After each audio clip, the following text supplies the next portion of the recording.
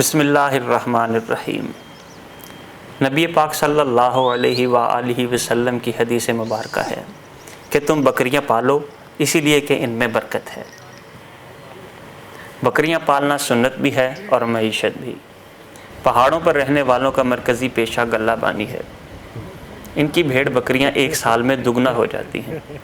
सारा साल तो ये बकरियां बेचते ही हैं, मगर ईद कुर्बा पर इनके जानवर निस्बतन अच्छी कीमत पर बिक जाते हैं। ईद के नज़दीक आते ही पाकिस्तान समेत आलम इस्लाम में जानवरों की नकलो हरकत का अमल शुरू हो जाता है। ज़्यादातर लोग तो सिर्फ़ एक दिन पहले ही बकरा ख़रीदते हैं और अगले दिन ईद उल अज़हा पर कुर्बान कर देते हैं।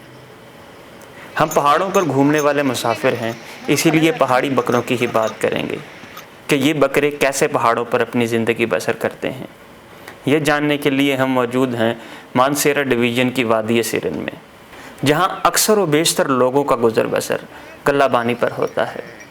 गल्लाबान बकरों के गोल लिए पैदल सारी वादी में घूमते हैं और सरसब पहाड़ी चरागाहों में अपने माल मवेशी चराते हैं। अमूमन एक गल्लाबान के पास 300 से लेकर 500 के करीब जानवर होते हैं। इन्हीं जानवरों को बेचकर वो अपनी रोज़ी रोटी कमाते हैं।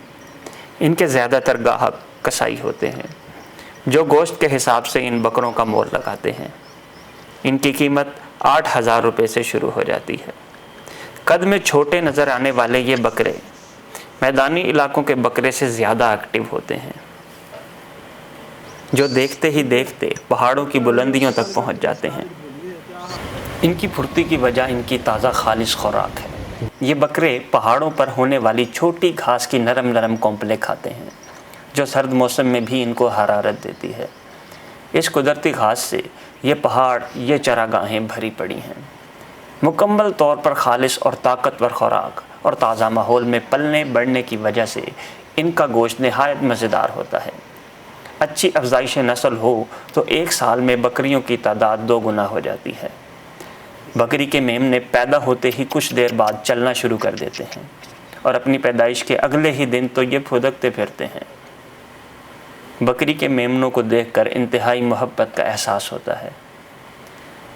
इन गल्लाबानों की बूदोबाश निहायत सादा है। ये लोग पत्थरों के मकानों के मकीन होते हैं।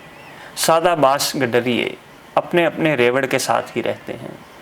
इनका रोज़मर्रा का मामूल है कि वो सुबह सवेरे उठकर इन खूबसूरत सरसब्ज़ चरागाहों में अपने मवेशियों को चराते हैं और शाम को घर वापस लौट आते हैं।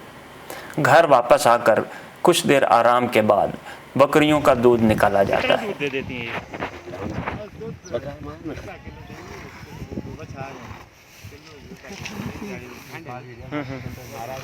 आधा किलो एक बकरी। अच्छा। दूध देने वाली बकरियों को बुलाने के लिए उनके मालकान मखसूस अंदाज में सीटी बजाते हैं।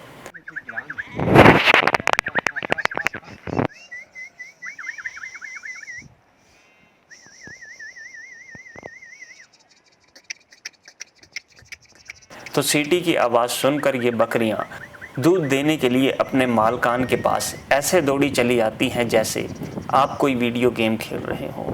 किसी ख़ास एक्शन का बटन प्रेस करें और वो परफॉर्म होना शुरू हो जाए।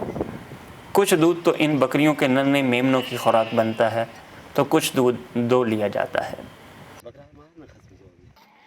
एक बकरी औसतन आधा किलो से 1 किलो दूध देती है और यहाँ इनके पास सैकड़ों की तादाद में बकरियाँ मौजूद होती हैं, जिनसे काफ़ी दूध जमा हो जाता है।